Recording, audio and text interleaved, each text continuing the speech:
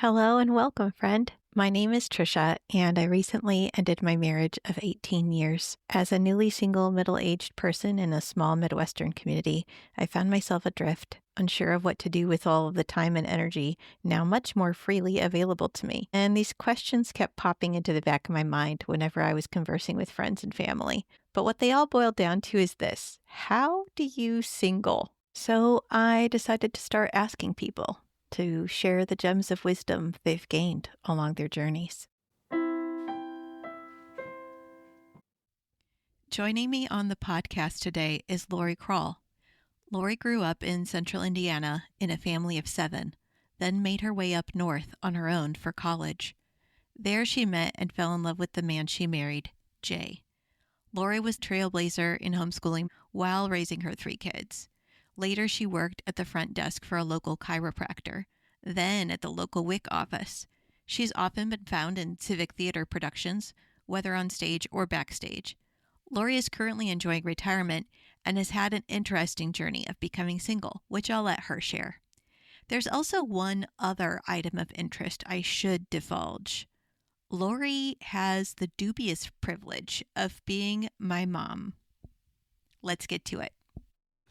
So, Lorri, tell us about yourself. Well, I am 67 years old, and I have recently become a single widowed woman. I lost my husband on May 25th of this year, and I, previous to that, had put him in the nursing home to be cared for. So I have kind of gotten used to being single by stages. And we had been married for nearly 47 years. It would be 47 years this July.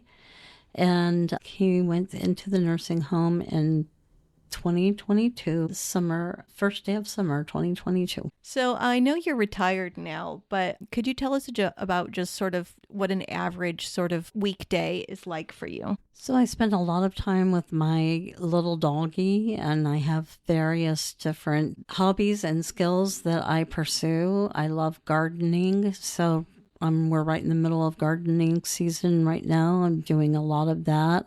I love to cook, so I cook meals. Generally, every meal is cooked somehow. If it's not cooked from scratch, it's cooked from leftovers. And I do like to do other various things like crocheting, and I read. I don't watch a whole lot of TV, but I do watch some TV, and there's a lot of things that I like to do. I do like to stay busy. I don't like to have down time because I need to not think too much about the wrong kinds of things. So what is an average sort of weekend day like for you? Weekends are really good for running around. I like to go to farmers market on the weekends. I like to go to my farmer that sells eggs on the weekend, and generally those are Saturdays. And I have specific radio programs that I listen to on Saturdays on public radio, and I usually save weekends for doing other kinds of running around that involve fun things to do. Festivals in the summertime, just playing euchre is a fun thing to do, especially in the wintertime. And so my typical weekends, though, are just running errands, shopping for groceries, anything that needs to get done that really can't be done during the week. Lorri, could you tell us about in what ways do you seek and foster connection with others? I don't always seek connections with other people. I am a person that likes my solitude, but I currently have 2 family members living with me, so it's almost like that is enough. I have my brother here, and I have my daughter, and I love having just regular daily conversations with them, and we try to keep things on a light note and be humorous together.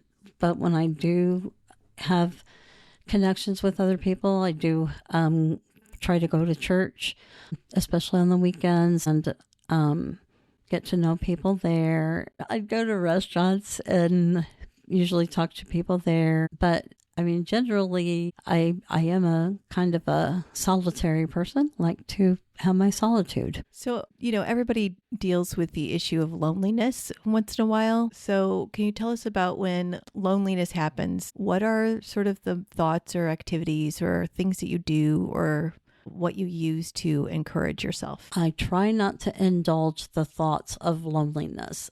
When I am lonely and think I want to talk to somebody, I have friends that I know that I can call and have conversation with, because sometimes loneliness is just a matter of feeling like you don't matter to anybody else, or that you don't that your life doesn't matter, and it's helpful to call a friend and ask them how they're doing. And so usually for loneliness, I try to focus my feelings outward and say, I'm not the only one that feels this way. There's somebody else out there that needs the human contact. And so I will call a friend. I will often not talk to a friend very long on the phone, usually make plans to get together, because nothing quashes loneliness like getting together with people. So I make opportunities to do that with other people. Okay, could you tell us what are sort of the worst parts of being single? Oh my goodness. So when you're single and you are also retired, some days it's just hard to make yourself do anything, to feel like that you want to do anything other than stay in bed all day. And I know that sounds like a sign of depression, but sometimes it can just be a matter of not being motivated to do anything else. And so I think that is a bad part of being single, because there's no impetus to go and want to do anything else, and you don't have a reason to do anything else. That, I think, is a bad part of being single. And there's only, seeking out a cure for that kind of thing, and deciding that, yeah, I think I've got to get up and do something today. And that's when it's kind of nice to have a little dog that won't let you be in bed all day, that they feel like they have to be tended to. And so I think it's good to have a pet that you have to, do something for. But yeah, I think the worst part is just not feeling motivated to do something for yourself. Just following up on that, do you feel like you are motivated, or you were more motivated when you weren't single? Like, how does this sort of the singleness cause the motivation or lack of motivation? When you're single, you have well, let me start over. When you are married or connected to someone in another way other than being married to them, generally you tend to be other-minded first. I mean, if you're like me and you're kind of empathetic toward the other person that you're connected to, then when my husband was in the nursing home, even when he was in the nursing home, I was often mindful of what were his needs today. And so, I need to go visit him. And so when I don't have someone else to tend to, or it's like I don't have a reason that I need to go over there, or I don't have a reason to get up and go do anything, because I can always do that tomorrow. I don't have to do anything today. The only reason I have to do anything today is just because I'm motivated to do something today, and I'm not motivated often if I am just focusing on myself. So can you tell us, what are the best parts of being single? So on the converse, the best parts of being single are not having to get up and do anything for anybody else. You can have times of solitude and not have to, if your body is telling you to rest, you can rest. If you don't want to bathe today and get all dressed up or dolled up, you don't have to. And you have a wider range of choices to make choices that please you. You don't have to please anyone else. You can please yourself. If you want to paint a picture or paint a room, you can do that. If you want to binge watch Friends all day long, you can do that. You can just pretty much live for yourself and do what you want to do. If you want to eat, you can eat, or you can like wait until later to eat. It's not like you have to eat on any certain time schedule. When you're single, yeah, you can live pretty much please yourself. I like that idea. So I know that Dad only died just a few weeks ago, but also, you've sort of been on your own since he's been in the nursing home for the past 3-4 years. But, I think sometimes you can have those feelings of sort of loneliness, even when you're in a relationship, even when you're married, even when you have a significant other. So if you could sort of go back and think about some of those hard times, those lonely times, or those sad or difficult times, whether when you were married or, when Dad had, been moved out to the nursing home, what could you say, or what would you want to share with yourself if you were able to go back and visit yourself during those dark times? What would you say? I think that it's important to always think about, like, during dark times, that you know they can't last. It's not going to always be like this. And looking back on all the dark times in my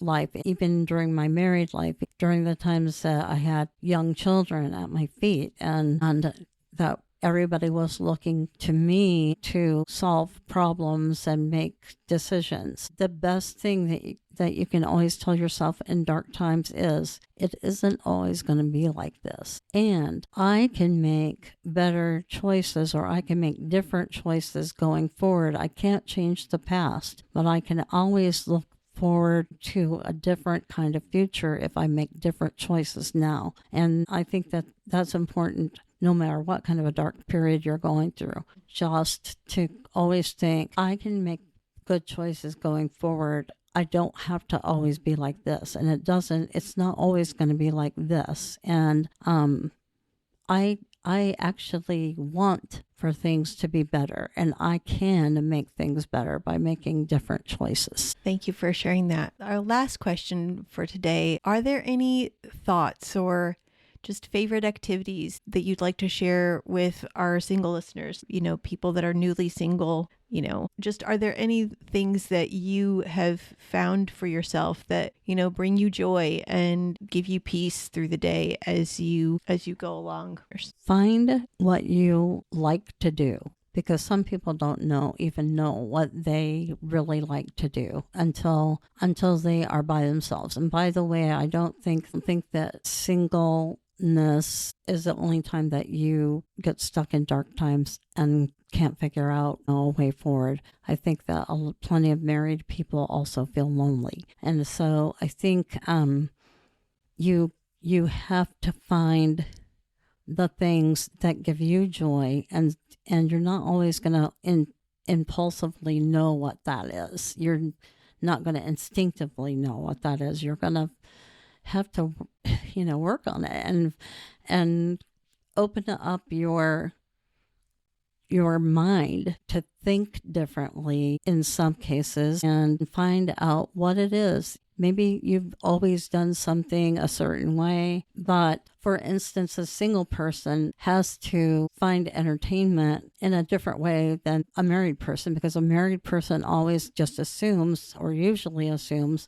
that the other person is going to do something with them. We're going to do this thing together. And sometimes in being a single, you have to be willing to do something by yourself, or be willing to dig up somebody else that likes to do the things that you like to do. But the first thing that you got to do is find out what it is that you like to do. And you may have to mine your childhood to figure out what maybe some of those things were that you enjoyed doing when you were a kid before you had somebody else. Or maybe you have to mine your teenage years, or maybe you have to explore new things that you like to do, that you might like to do. Personally, think that I might like to play pickleball, but I've never played pickleball, but I think it would be enjoyable. So I'm going to have to find someone else who would like to do that and get the equipment or whatever I need to do to start doing that, because I just think it sounds like fun. It sounds like something I would enjoy doing. It would definitely get me more active. And so this is a goal that I've set for myself, is to learn to play pickleball and to start playing pickleball. Thank you so much for being with us here today, Lorri. Thank you for sharing your experiences and your insights, your tips and tricks. We are very appreciative here of your perspective and your story. So thanks for sharing with us. Are there any last words you'd like to say? I don't know. I always just think there's always something else to say. I love to talk. I think that I'm just very happy to be in the next stage of my life, and I am excited about. I want to be excited about what is coming, and I try to keep that vision in front of me of, me going forward and being whoever I am at this age and at this vantage point in my life.